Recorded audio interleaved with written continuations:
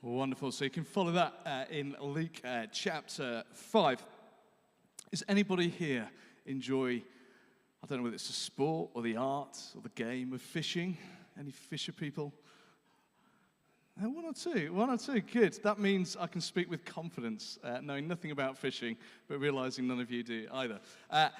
So I wonder how Simon Peter felt when Jesus came up to him and gave him fishing advice. I reckon there's nothing worse than someone giving you advice that you haven't asked for, especially when nothing you've been doing is working and they're giving you advice about something that they know very little about. I mean, Jesus was a carpenter, and here he is giving advice. And so I suspect Simon Peter was kind of not feeling totally convinced or totally happy. Now, Simon has been fishing week in, week out for years. It's what Simon did. It's who he was. Simon Peter had grown up fishing. He'd learnt the ropes of how to fish from his father, and now we read he had his own boats. He knew how to fish. He knew what worked and what didn't. He knew all about Lake Galilee, where the good fishing spots were, where the bad fishing spots were, which conditions to fish in, which not to. He had it all sussed. And Peter, I suspect, was relatively good at it. I mean, the guy was making a living out of it. He had partners in the business. He was doing all right. Things were comfortable. This is how life worked. He was in a groove, and things ticked over from one day to the next, from 1 year to the next. And so into this normal, into this everyday comfort zone, in steps Jesus. And Jesus suggests to Peter, maybe there is more. Maybe there is more than this. And this last few weeks, we've been thinking about just how 2025 might not just be another new year, but might be truly a new year. How we might not have just the same goals, but how we might have different goals that don't just result in the same sort of results, as fine as they may be, but instead take us to a deeper place as we seek to follow Jesus into the things he has for us. And so Peter's reaction to Jesus' advice, well, actually it's more than advice. Actually, it's a command. Jesus commands him. But Peter's reaction is initially to be a bit grumpy. It's initially to protest a little bit. We were working hard all night, and we caught nothing at all. Seriously, Jesus, we've been working hard all night. Don't come around here telling us how to fish. We've been working hard all night. But to Peter's credit, although he might be feeling a bit grumpy, a bit disbelieving, it is followed by obedience. He goes on to say, but if you say so, Jesus, then I'll let down the nets. And as weird as it seems, as much as it doesn't make sense, as inconvenient as it may feel, Peter has seen and known enough of Jesus to know that he can trust him at his words, that he can trust his call, and he can trust his commands. And so sure enough, as Peter does that, he encounters the power of Jesus in a new and deeper way. And there's this beautiful cycle in this passage that takes place. How many of you are really good when someone asks you to do something at doing it first time? A few of you. How many people, if someone asks you to do something naturally in you, you're like, no. There's that natural rebel. Yeah, okay, one or two. I'm sure all the children do exactly what their parents tell them all the time. Is that right? Yeah. Slightly coy looks. But there's this beautiful cycle that happens in this passage that tells us about discipleship. Peter catches on that as we obey Jesus, Jesus reveals more of himself. In response, Peter's worship deepens. Jesus calls him again deeper, Peter follows again, and the whole cycle repeats. It's the cycle of what it means to be a disciple. And maybe you're hungry for more of an encounter with the God of love. Maybe you have a desire to go deeper in your faith. Maybe you wish you had more of a fire in your belly to go and bring the hope and love of Jesus to others in your family, your school, your uni campus, your workplace, the toddler group you go to, the people you bump into on the streets. But maybe if you feel there is more, maybe if you feel things are a little bit stale, then maybe it starts with letting go. With letting go and following where Jesus is leading. Maybe like Peter let that net go in a way that didn't make sense. Maybe it means for you letting go and trusting his commands. Trusting and being obedient. Maybe we think that we're living in freedom. Maybe we feel like we've got lots of room to grow. Maybe we feel safe and like we've not much more to experience or learn or see.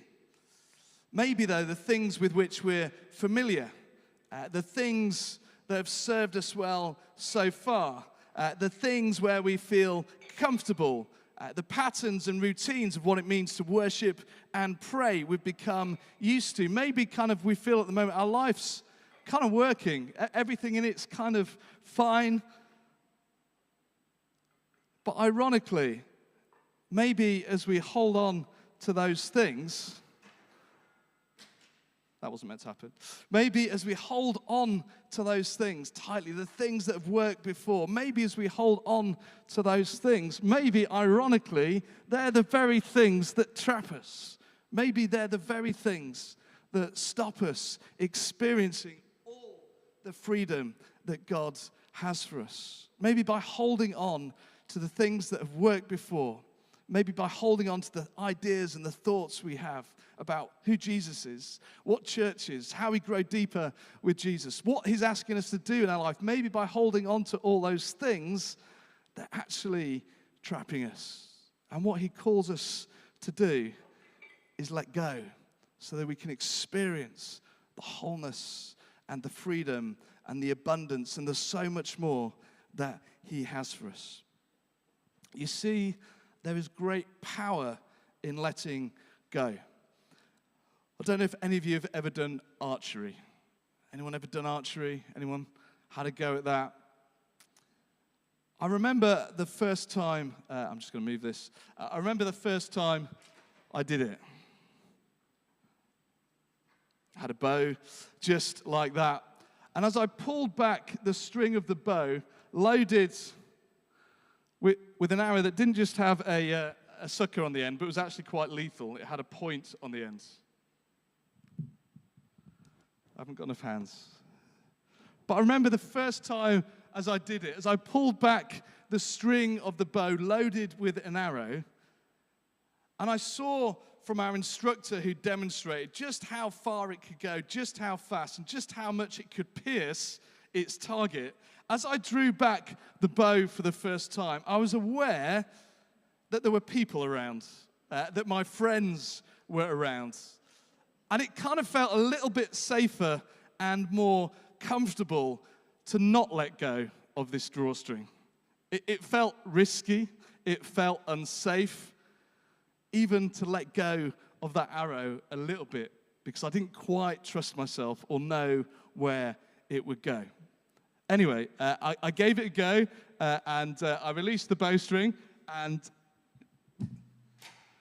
it just sort of twanged and fell at my feet. So much for letting go. I didn't really see the point. It hadn't kind of really worked. Better just to go back to something I was comfortable with, like sitting inside. But over the next hour, over the following hour, the instructor came, and he gave me guidance and encouragement. And in fact, Beth, who used to be an archery instructor, gave me a little bit more this morning. She instructed me that what you need to do is hold your elbow up there at right angles, point upwards. I won't do it. But the instructor helped me. He adjusted my stance and my bow, and with him showing me and guiding me as I let go of the bowstring, as he came up behind me at one point and rested his arm on that elbow and held the string on that arm. It's not going to work. Hang on, I've got 2 minutes.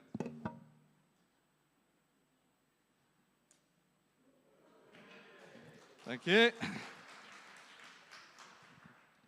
As I learnt to let go, following the way the instructor had guided me and led me and told me, as I trusted the instructor's direction, I got better and better at letting go. I got better at trusting and following, and even nearly hit the bullseye at one point. But I wonder if we often think the key to going deeper with Jesus is more of what we know, is more of what's made us comfortable in the past, more of what fits our routines and preferences and experience. But what, in fact, if it's to hold all that lightly?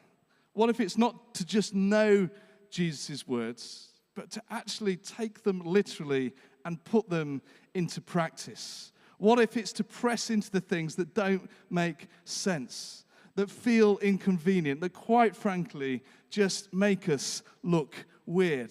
What if we were truly to let go? How far might we fly and see things happen? I love a little story this week. One of our students, Neve, who's not been a Christian very long, she was sat in her lecture theatre listening to some guy drone on. No, I don't know if he was droning on, that's unfair. Listening to some guy talk about whatever he was talking about. And she heard another voice, and she just thought she might be hearing God say to her, go up to your lecturer after the lecture and tell him you're a Christian.